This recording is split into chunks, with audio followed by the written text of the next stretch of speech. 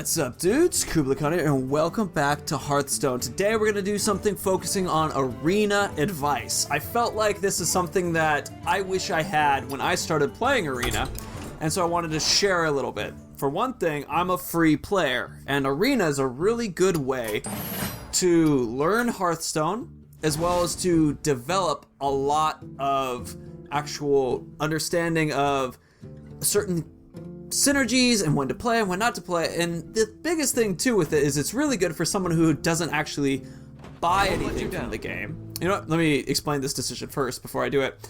Somebody who doesn't buy anything from the game, it allows you to play on an equal footing with everybody and also get a lot of gold quickly, which allows you to start playing better in constructed. Now I also want to do a couple of these based off of constructed decks because those are fun, but first let me get into this.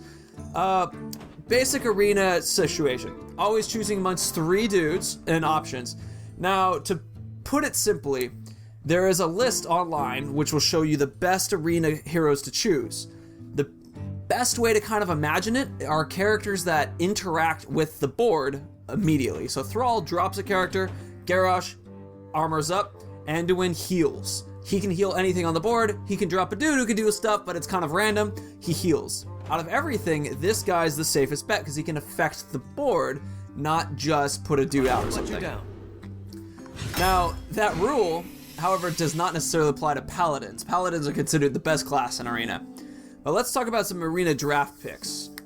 When you're picking an arena, throw out the idea of how constructed normally works. You know how in constructed you can take cards that are like, yeah, this card is really cool and it does really interesting things. In arena, you want to go off of a couple rules.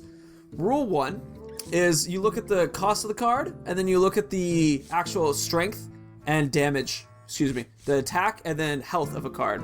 If this 2 is equal to this multiplied by 2, we go, okay, that's 4, 1 plus 3 is 4, cool. This one, 10, okay, well, that's not that card. It's not, but that's not necessarily good or bad. Point being that this card is actually useful because of this thing, but I would only pick that card if I'd already been picking a lot of other cards that fit with this. Put a copy of an enemy minion into your hand. I think this is a really cool idea too, because if they have something that I want, I can grab it. But it's a little scary because I don't have any dudes yet, and you want to make sure you have plenty of playable dudes. Arena is a lot about making sure that you have dudes who are playable, not just people that are good, which is a very interesting difference between, like, this is pretty nice. Picking, oh yes, definitely taking you. You know what, I'm gonna take a Jeeps, just in case I'm using stuff too quickly, and I don't know if that, you know what, we're doing him, especially because I heal, and that really synergizes well. So we're doing pretty well, getting some low-end cards. Pit Fighter is generally just a nice card. As you can see, 5 times 2 is 10, but this actually equals 11, so that's kind of nice. So we're going to take a Pit Fighter. Abominations are generally a good taunt. Taunts are important in arena, but not nearly, but they're kind of a weird thing, because arena is all about tempo, getting faster and faster attack damage than your opponent. You want to get ahead of them to the best that you can. Someone like this is really good to suddenly slow up your opponent, to put a big stopgap in front of them, and then that way you can slow their momentum and then sort of build your own again. But this guy kills all your own dudes, and so I don't really know if I want to do that. I don't have any secrets, so I'm not going to play that. And this one's kind of a control card. I don't really know how I feel, but I feel it's best out of all of them. The crappy pick out of everything. Very useful card because it's 2, 3, 2. This is always really nice. You typically want to have a little bit extra attack when you're on the lower end because you can trade up. Destroy a minion with 3 or less attacks, also pretty good. But because I don't really, I would prefer more dudes in this case. Okay, Soul Priest turns my attack into basically a damage 2, which is sweet. But I would prefer more Violet Teacher. Whenever you cast a spell, get a 1/1 Violet Apprentice. This 4/3/5 is actually a pretty good body just to have in the game, so it's useful to pull them out. Evil Heckler, I like Youthful Brewmaster because they give you some pretty cool abilities, like if I combine this with Jewel Scarab. I think I would like to have Evil Heckler because it's a taunt character, but we're gonna go this. Hells yes, thank you. I'm gonna take a Shadow Word Death. All right. This is a great, sweeping attack, but I think I'm going to take I kind of want to take this because it'll work well with Violet Teacher. We only have one spell so far, but I'm going to take this sheep. We're going to take Fen Creeper, or we can take this guy. This guy, because he gets so strong, but you can give him 2 shots and he kind of disappears. Let's do Fen Creeper so we have a taunt. Mind Control is a great card in Constructed. I don't know if I agree if it's going to be as great here. Let's do Ancient Brewmaster to stick with the using some of this. Now, I really like Mind Vision or Divine Spirit because it can give you some pretty good stuff, plus it'll work with Violet Teacher, so I could kind of fit with that. I like double a minion's health. I use that in Constructed when I play in this deck, but it would work great here. Amazing, so we have a massive protector. I'm not sure. I kind of want to do Mind Vision, but I think we're going to go Divine Spirit is the safer bet. Piloted Shredder is an amazing card, considered one of the best 4-drops. It's true that they're kind of weak here, but since it has a high enough attack, plus it has a death rattle that brings back someone, it's epic because it's really hard to remove. We're not really using spell damage, you don't have any weapons, Spectral Knight's the only option. He's actually okay because of this. Can't be targeted by spells, so you put somebody out there who kind of protects you. I'm going to do the Shadow Boxer. I'm going to probably be healing a lot, and this will work really well. Ooh, Entomb. Oh, that's beautiful. Okay, we have a pretty good low end, as you can see here in front of me. So I like the idea of Entomb because it's a wonderful removal, and the best thing about it is it doesn't do the death rattle. So if I was entombing, I would never entomb this guy, but if I was, I could entomb him, and he doesn't die summoning 2 dudes. It just takes the dude and puts it into your deck. Awesome choice. Holy Smite's cool, but we're going to go a little bit upper end now. Nice. Holy Nova, hell yeah, this is a great draft right now. Okay, I really like Dancing Swords, or Dancing S-Words, as my girlfriend likes to call them, because it's a really strong body for extremely low, and even that drawing card is okay. I want to get this, because this is basically a 2-4, like cost 4, but actually gets you a 3-5 split, kind of like, where is she? Our teacher. It's kind of the same thing, but it splits off. Now that I said it out loud, she's actually kind of a bad version of Violet Teacher, now I'm looking at it. We already have 2. Let's actually do Dancing S-Words. I think that'll be the way to do. Okay, now if I had more mechs, I would choose this guy immediately. This dude, it's cool, but the thing is, what happens if I get something like good and it turns into a chicken? So I don't want to do that. Knife Juggler, on the other hand, is amazing. Just a general 2-3, throw him out, chill dude, works out. But then what makes it great is if you play anything else, he starts throwing knives, and it helps really giving you extra tempo. Mookless Champion is really nice for just building up everybody's strength around, because, if you play him on turn 7, pop him in, everybody gets buffed, it's pretty nice. But it kind of requires you to be already winning in that way, and it'll be a great pushing over the edge tempo card. Which I like, but I sort of want to do this guy because it's going to work well with our Youthful Brewmaster as well as our other Brewmaster. Here's actually another discussion. This is an amazing card. Awesome. But the idea of having Silverhand Regent for the same cost, potentially getting more bodies on the board, I like that. Another Entomb. I don't think we need to take it, but we could if we really wanted to ensure that we had a way to deal with some of these bigger threats. We have a really good low end, so I'm debating on actually doing this. But a Mad Bomber is amazing because it's another tempo card. You put a guy out, they have a guy out, right? But if they have a guy out and you put your guy out and it destroys your opponent's guy, that's amazing in Arena. It's good and constructed, but it's not the most amazing thing. In Arena, though, it is mind-bogglingly good. I kind of want to do a second Entomb, because I feel like it would protect me from some of these. I have just so much low end. So let's see what happens with that. Ascetic Swamp Ooze is amazing. Basically, anybody ever has, any weapon, you can just remove it immediately. Plus, it's a strong 3-2 body. Now, I actually like these cards. I think they're pretty cool, but Light of the Naru is amazing, so I would prefer to take that. Being Light of the Naru is, as you can see, it's a spell, right? So, and it also heals 3, but on top of it, it gets you a dude as well. So it would work with the, where is she? The Violet Teacher. It would also work with just getting us more dudes on the board, and that's pretty much everything we want. Now I'm gonna take this deck, and I'm gonna throw it into the thing. We'll play around, see how it does.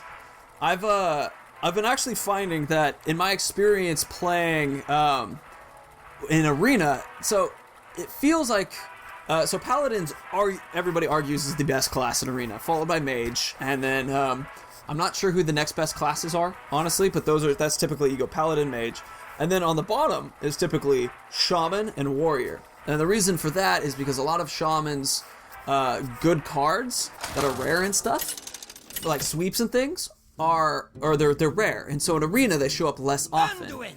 In Constructed, you know, you can just create the card or whatever, and then you can have access to it. But in Arena, it just won't show up in the draft as much. So you'll have less opportunity to deal with threats. Let's go. You know what? Let's do this. So here's a tip. If you ever have your one card, always try to keep it. That's the first thing. The second thing is you always want to have something to do on your second turn. Using your hero power is not really something to do. Even if it's like, here's a perfect example. I throw this guy out, right? Next turn, he or she, whoever, is going to do this and smack him, okay?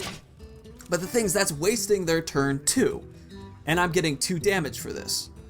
They might actually play a card, and that'll be somebody, you know, this is somebody who's kind of getting that. But you typically don't ever want to use this as your turn too. I mean, as you can see, this person is, you know, aware of that, so it's making sense. Now I'm going to take an opportunity to do some like tempo pushing now. We're gonna play the coin, drop this, hit him in the face. Perfect. So now he might have something that can deal with this, you know, attacking and then doing this, throwing poison. This is another example of a good tempo card, but it's really weak. You could get a, you know, the 2 cost, it might be, I forgot, the archer does the same 1 damage, nice and easy, quick. All right, so now we're going to do this guy. Now this is not technically the way I would normally play, but because of this particular situation, I want to. Make that guy not have any strength, kill him. Nice, it's a very easy tempo switch thing. Now I'm gonna save this for something scary. I know he might trade here, but then we still have this 4/4 out here. So I'm comfortable with that decision. Okay, let's see. So we're talking pretty fast, mile a minute. If you have any comments, throw them down below. I am certainly a beginner Arena player when you compare, wow, this is problematic. When you compare me to like Crip or something. But what I want to talk about is, we're gonna do this guy. Now I'm gonna actually attack straight, because he's gonna want to do this trade rather than this trade, because this leaves me a card. So I'm going to take advantage and hit him in the face. You know, like Arena versus Constructed, there's way more face hitting early on, because it's, like I said, it's a tempo thing. Next turn, he's going to be ahead of me, that's true, but I'm going to be able to trade here. See, that's the trade he wanted to make. He wanted me to give that up. Now, we did give him another card, but he got a coin. But that was the right kind of play. Now, we're going to play this. We're going to put this guy out. Attention, class. We're going to switch this, get us a dude. I'm ready to learn. Boom. Now that was a great tempo swing, because now we have a little army, and we've traded up is the term. So we were able to take a card that cost less. This cost 5, our card cost 4. Take them out and basically keep board presence. All right, so he's gonna use a combo. Holy crap! All right. This is a great card, very powerful, cost 5, and so when you combo it, it's amazing, as we can see. I'm going to take this opportunity to pop this guy here. Instruction begins. Check this. So I would heal this guy, But the thing is this requires if the target is still damaged, Time for a not change. still damaged. Unfortunately, also, if I do this, this guy won't die here. Problematic. I'm debating on if it makes sense to do this to summon us another dude. I'm going to actually Time hit for a through, change. and I think I'm going to leave as B. We'll see if this is the right move. But the thought process is he's going to have to hit here. And so it doesn't make as much sense for me to hit first when I could get that extra 3 damage. He's going to hit here, then I hit. Now, using this guy, there will be some extra damage. Hopefully this guy's only hit once, so I can heal him, get a Light Warden. Okay, so that was exactly how it happened. Okay. Feed the fish, godlummer. Oh, bummer. Oh, baby. That feels good. Alright, I'm just... Ooh, I should absolutely play you. Okay, so... You're gonna go here. Time You're gonna for hit a here. change. We're gonna drop this out. Summons a dude, kills these 2 guys. Well played. Yes! Oh! Oh man, so the reason why that happened, this guy gets whenever a character healed, deal 1 damage to a random enemy. So by dropping this, it healed myself and it healed this guy. So that allowed this dude to strike twice. Now, we had 2 characters that were still alive to strike, right? We had the dude, and then we had this actual opponent. So we basically, we were gonna hit him once for sure. But it was because, we had a 50% shot of doing that. And so we had 2 shots. But basically we had 2 tries at something that was going to be one person or the other one. So we had a 50% chance of actually hitting that dude. And we got it. We cleared the board. And we're now in a very good winning position. As you could, I was so excited. So, anywho. They're eviscerating us, which sucks, especially because they used a combo of it. Huge Toad, dies, deals 1 damage to a random enemy. That's a great card for based off of healing and the like. Now, how do we want to do this?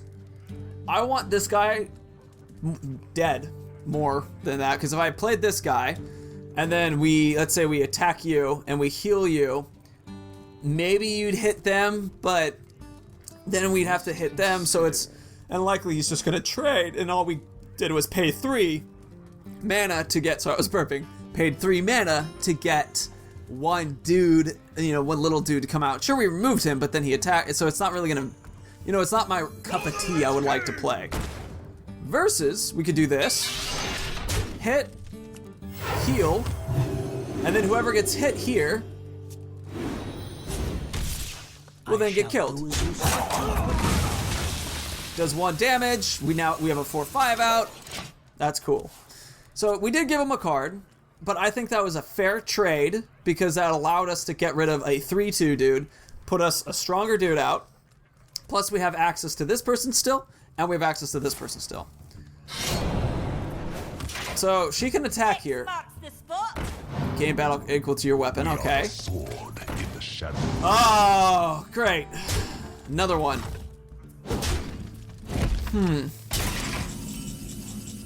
So this is oh goodness. Well.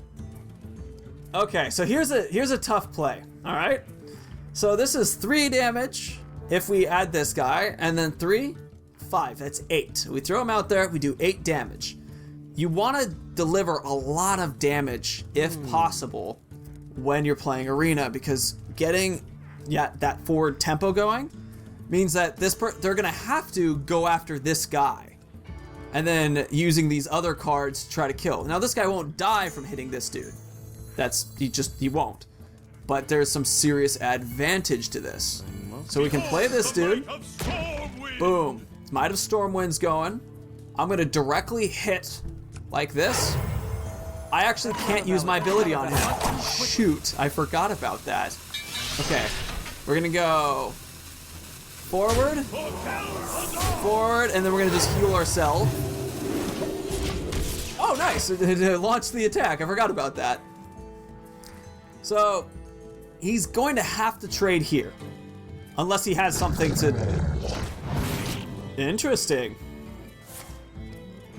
Oh, shit. Okay. Huh. This is not a good time. Alright. I think the play here... Let's see. This costs 2. This will cost 5. So I could do this, and I can get a 5 because otherwise they're just going to trade. So let's convert this, play this, and then let's play this just because we need a dude out. So he's likely going to trade here, and this person's likely going to trade here somehow. Oh God, no! We are the sword in the shadows. Oh no! Oh man. Yeah, I was convinced that the right play was to not get rid of that dude. Well, I was... Well, maybe we'll do okay. Reason why is we still have so much life comparatively. I mean, I don't know if we're gonna do okay. We're gonna do Light of the Naru. In the light's name. Oh shit, I should have played this guy first. Because this guy has to summon someone back. Let's play this guy. Let's pop this dude out. Please. So now we have this 3-2-2-5. This guy cannot afford to get hit. Ever. Because he's just so close to death. Now, it's true he does have a lot of cards that he can play and a lot of strength, and now we're kind of on the screwed side. Oh man. Well, this is what losing looks like. I like to, so I wanted to kind of talk about this as well, where Entomb. Huh. How do we want to do this? If I was to entomb this guy, we could do 2 damage, but that's it. Well played. If I was to entomb this, so we've lost either way. But by entombing the opponent, we did get the opportunity to remove the problem. No ticket, eh? Unfortunately, Back to the office. fortunately, we're still... Well, we have 1 hit left. I don't know if there's any chance that we will win this, but, you know, we got a hit. We got something. Worth a shot. This is a little bit of arena advice, and I lose. It's actually, arena has a certain amount of luck to it, too. And, sometimes you're on the, short end of that stick. It happens. But, you know. As you can see, we've clearly lost, so well played. Well played. Concede. You have bested. Ah, yes. Well played. Yes, providing advice and then losing the match is basically what everybody comes to watch Hearthstone advice for. Thing is that there is a luck component to Arena that I would argue is more intense than Constructed, being that Arena, you have 3 shots to have this deck work, and if it loses in 3 times, it's cut. So, being that as it is, that luck affects you so much more. You know, it's so much more terrible. You can't really iterate like you can in a constructed deck. However, you know, all this considered, it levels the play field for everybody. So everybody is subject to the same amount of luck, and everybody's subjected to the same amount of, you know, problems within the game. Same cards, same everything. So, I recommend you pray. Yes, you pray Arena. I recommend you play Arena, and I'm going to do a couple more of these games, and just do more advice as we're talking through it, talk out why I'm doing what I'm doing, why I think that. I think the last game that we played, the big mistake that I made was the assumption that I should hit face. It is important to consistently push the damage down, and that's what I did with our opponent, and we did very well. The mistake I made, though, was that situation where they took advantage, or it was just a bad, you know, they just had a good draw and I got unlucky. I mean, we did get lucky in a couple places. So anyway, if you guys have any advice for me, let me know down below. If you have any questions, I'm happy to talk about a little bit my thought process and things that I do. This is very much, like I said, a free game playing arena, you know, like average player stuff kind of thing. And I think that's important because a lot of arenas you'll watch and they will be focused on some really intense, intelligent things that are kind of like, they're not noob, you know, noob day kind of thing. This is kind of noob day, like little basics like, hey, look out for this, and that kind of thing. And then here, watch me apply it and see if it works. And if it doesn't, well, that sometimes just happens that way. Anyway, dudes, thank you so much for watching. It was a joy to have you here. If you liked what you saw, please give me a like. If you want to see more, subscribe. And thank you so much for doing so. It really helps me out, and it's a total joy to have you here. Anyway, may the ground rise to each feet, the wind always be at your back, and the sun shine warmly on your sexy, sexy face. Dudes, see you later. Bye.